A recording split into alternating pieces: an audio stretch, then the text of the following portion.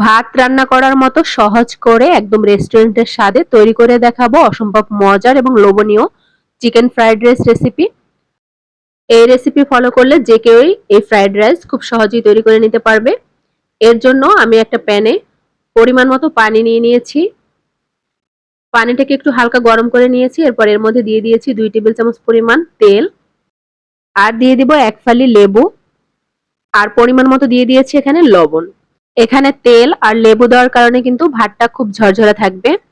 আর এখানে কিন্তু রান্নার যে রেগুলার তেল সেটাই দিয়ে দিয়েছি। পানি ভালোভাবে ফুটে উঠেছে, এখন এর মধ্যে দিয়ে দেব চাল। এখানে 3 কাপ চাল আছে, আমি আগে থেকে 10 মিনিটের জন্য ভিজিয়ে রেখেছিলাম ভালোভাবে ধুয়ে। এখন এটা এর মধ্যে দিয়ে দিব, আর চালটা দিয়ে হালকাভাবে একটু নেড়ে দিব, অতিরিক্ত নাড়াচাড়া করা যাবে না। এরপর চুলার আঁচ হাইয়ে রেখে এটাকে সিদ্ধ করে নিতে হবে। আর চালটা কিন্তু পুরোপুরি সিদ্ধ করা যাবে না, 70% এর মতো চালটা সিদ্ধ করে নিতে হবে। চালটা যখন সিদ্ধ হয়ে যাবে 70%, তখন এটাকে নামিয়ে নিতে হবে। নামিয়ে এটাকে সরাসরি একটা ছড়ানো প্লেটে রেখে দিতে হবে। আর এটাকে ওভারনাইট ফ্রিজে রাখার কোনো দরকার নেই, এই অবস্থায় ফ্যানের নিচে রেখে দিলেই হয়ে যাবে। আর আমি রাইসটা সাথে সাথেই রান্না করে দেখাচ্ছি। এখানে প্রায় হাফ কাপের মতো আমি বাটার নিয়েছি। আর এই রান্নাটা কিন্তু বাটার দিয়ে করলেই এর টেস্ট ভালো আসে।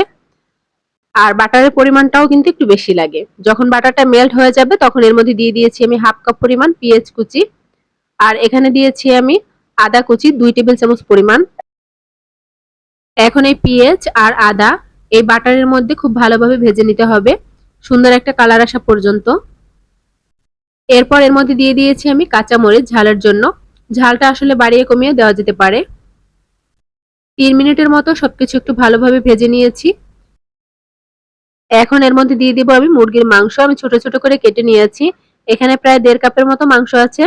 এখন মাংসটাকে খুব ভালোভাবে ভেজে নিতে হবে। মাংসটা যখন খুব ভালোভাবে ভাজা হয়ে যাবে তখন এর মধ্যে আমি সবজি দিয়ে দিব। এখানে আমি গাজর আর বরবটি নিয়েছি, চাইলে এখানে যে কোনো ধরনের সবজি দেওয়া যাবে। এখন এই সবকিছু হাই হিটে খুব ভালোভাবে ভেজে নিতে হবে। আর একদম শুরু থেকে শেষ পর্যন্ত কিন্তু চুলার আঁচ হাই টু মিডিয়ামের মাঝামাঝি থাকবে। এই তো সবকিছু খুব ভালোভাবে ভেজে নেওয়া হয়ে গেছে। আর ঠিক এই পর্যায়ে দিয়ে দেব আমি ডিম। এখানে 2টা ডিম আমি একটু হালকা তেলে ফ্রাই করে নিয়েছি। আর এটা কিন্তু বেশি শক্ত করা যাবে না, একটু নরম নরম থাকবে। ডিম দিয়েও আমি আরো 2 মিনিটের মতো ভেজে নিয়েছি। এখন এর মধ্যে দিয়ে দিব আগে থেকে রান্না করে রাখা সেই ভাতগুলো। আর দেখতেই পাচ্ছেন ভাতগুলো কিন্তু আমি ফ্রিজে রাখিনি, কিন্তু ভাতগুলো তারপরও ঝরঝরে আছে। ভাতটা যদি প্রপারলি 70% সিদ্ধ করে নেওয়া যায় তাহলে কিন্তু এরকম ভালোই ঝরঝরে থাকবে। এরপর 2 টেবিল চামচ পরিমাণ সয়া সস দিয়ে আমি খুব ভালোভাবে সবকিছু নেড়েচেড়ে মিশিয়ে নিব। আর চুলার আঁচ কিন্তু শুরু থেকে শেষ পর্যন্ত একইভাবে থাকবে। এই তো হয়ে গেছে, খুব সহজেই তৈরি করে নেওয়া যায় একদম রেস্টুরেন্টের মতো চিকেন ফ্রাইড রাইস। রেসিপিটা দেখার জন্য সবাইকে অনেক অনেক ধন্যবাদ। সবাই ভালো থাকবেন, সুস্থ থাকবেন। আল্লাহ হাফেজ।